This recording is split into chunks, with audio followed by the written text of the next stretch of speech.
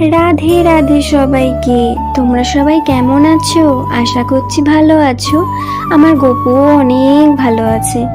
তো যাই হোক, আজকে হচ্ছে মহাশিবরাত্রি। তো সেই জন্য ভাবলাম গপুকে একটু সুন্দর করে রেডি করানো যাক।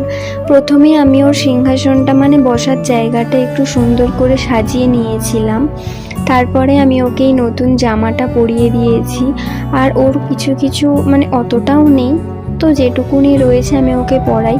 ওর সমস্ত হার ব্রেসলেট সমস্ত কিছু পরিয়ে নিয়েছিলাম। সবার শেষে আমি এই মুকুটটা ওকে পরিয়েছিলাম। এত সুন্দর লাগছে, চোখে সরানো যাচ্ছে না, তাই না? আর জানো তো, এই জামাটা, তারপরে হচ্ছে বালিশগুলো, বিছানার চাদরটা, সমস্ত কিছুই আমি ইউটিউবের একটা দিদির কাছ থেকে নিয়েছিলাম। মানে অনলাইন করে আমি নিয়েছিলাম।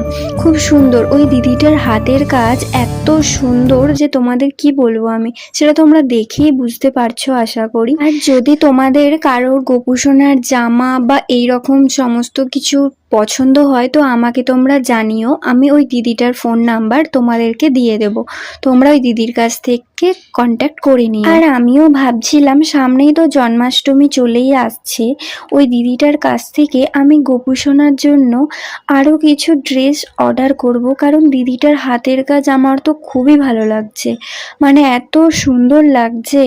আর গোপুসোনাকে তো পরানোর পরে যেন চোখই সরানো যাচ্ছে না, খুবই সুন্দর। আমি শিবরাত্রির পুজো দিতে যাব বলে গোপুসোনাকে খাবার খাইয়ে নিয়েছিলাম, তারপরে ওকে একটুখানি আদর করে নিচ্ছিলাম। তো যাই হোক, ভিডিওটা তোমাদের কিরকম লাগলো তোমরা আমাকে প্লিজ কমেন্ট করে জানিও। যদি তোমাদের ভালো লাগে একটা লাইক করে দিও। রাধে রাধে।